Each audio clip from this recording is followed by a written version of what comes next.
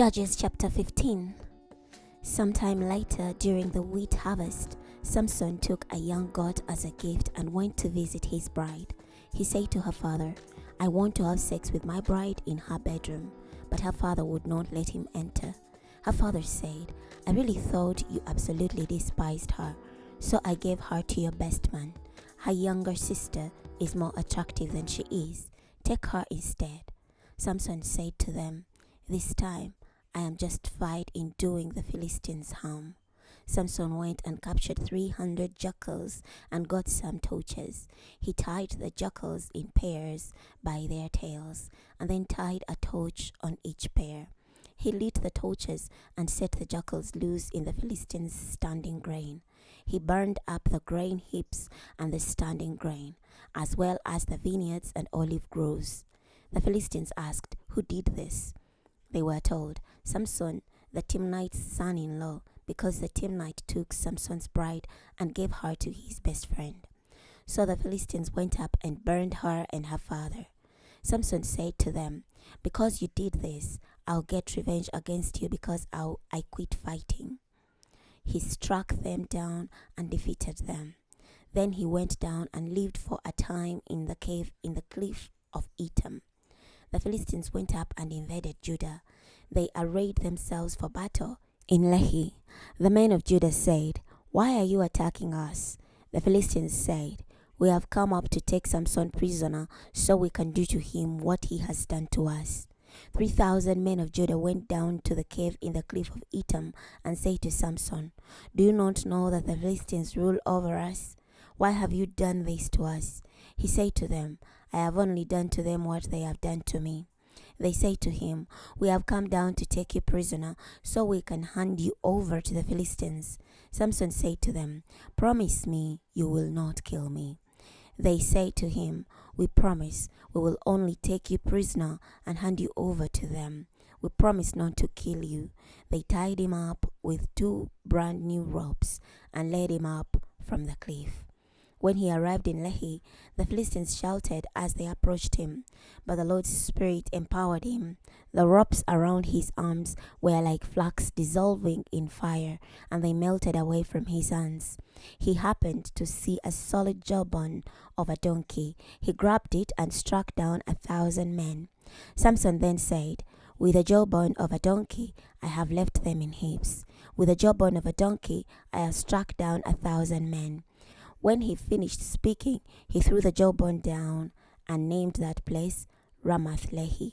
He was very thirsty, so he cried out to the Lord and said, "You have given your servant this great victory, but now I must die of thirst and fall into hands of the Philistines." So God split open the basin at Lehi, and water flowed out from it. When he took a drink, his strength was restored, and he revived. For this reason, he named the spring En Hakori. It remains in Lehi to this very day. Samson led Israel for 20 years during the days of the Philistine prominence. Chapter 16. Samson went to Gaza. There he saw a prostitute and went in to have sex with her. The Gazites were told, "Samson has come here." So they surrounded the town and hid all night at the city gate, waiting for him to leave. They relaxed all night, thinking, "He will not leave until morning comes. Then we will kill him." Samson spent half the night with a prostitute. Then he got up in the middle of the night and left. He grabbed the doors of the city gates as well as the 2 posts and pulled them right off, bar and all. He put them on his shoulders and carried them up to the top of the hill east of Hebron.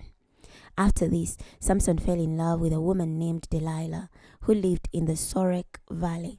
The rulers of the Philistines went up to visit her and say to her, "Trick him, find out what makes him so strong and how we can subdue him and humiliate him.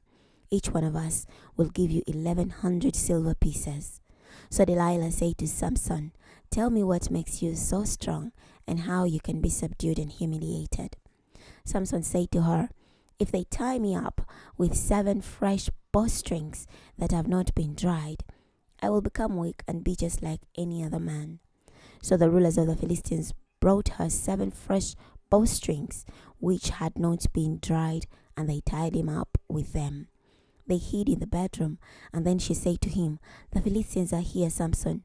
He snapped the bowstrings as easily as a thread of yarn snaps when it is put close to fire. The secret of his strength was not discovered. Delilah said to Samson, "Look, you deceived me and told me lies. Now tell me how you can be subdued." He said to her, "If they tie me tightly with brand new ropes that have never been used, I will become weak and be just like any other man." So Delilah took new ropes and tied him with them and said to him, "The Philistines are here, Samson." The Philistines were hiding in the bedroom, but he tore the ropes from his arms as if they were a piece of thread. Delilah said to Samson, "Up to now, you have deceived me and told me lies. Tell me how you can be subdued." He said to her, "If you weave the 7 braids of my hair into the fabric on the loom and secure it with a pin, I will become weak and be like any other man."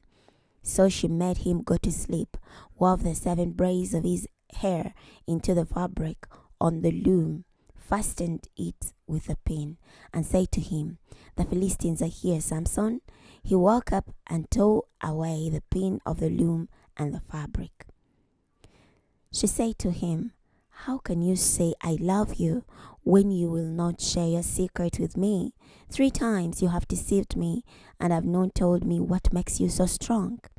She nagged him every day and pressured him until he was sick to death of it. Finally, he told her his secret. He said to her, "My hair has never been cut, for I have been dedicated to God from the time I was conceived. If my head were shaved, my strength would leave me. I would become weak and be just like all other men." When Delilah saw that he had told her his secret, she said to the rulers of the Philistines, saying, "Come up here again, for he has told me his secret." So the rulers of the Philistines went up to visit her, bringing the silver in their hands. She made him go to sleep on her lap, and then called a man in to shave off the 7 braids of his hair. She made him vulnerable, and his strength left him. She said, "The Philistines are here, Samson." He woke up and thought, "I'll do as I did before and shake myself free." But he did not realize that the Lord had left him. The Philistines captured him and gouged out his eyes. They brought him down to Gaza and bound him in bronze chains. He became a grinder in the prison. His hair began to grow back after it had been shaved off. The rulers of the Philistines gathered to offer a great sacrifice to Dagon, their god, and to celebrate. They said, "Our God has handed Samson, our enemy, over to us." When the people saw him, they praised their God, saying, "Our God has handed our enemy over to us, the one who ruined our land and killed so many of us." When they really started celebrating, they said, "Call for Samson so he can entertain us." So they summoned Samson from the prison, and he entertained them. They made him stand between 2 pillars. Samson said to the young man who held his hand, "Position me so I can touch the pillars that support the temple. Then I can lean on them." Now the temple was filled with men and women, and all the rulers of the Philistines were there.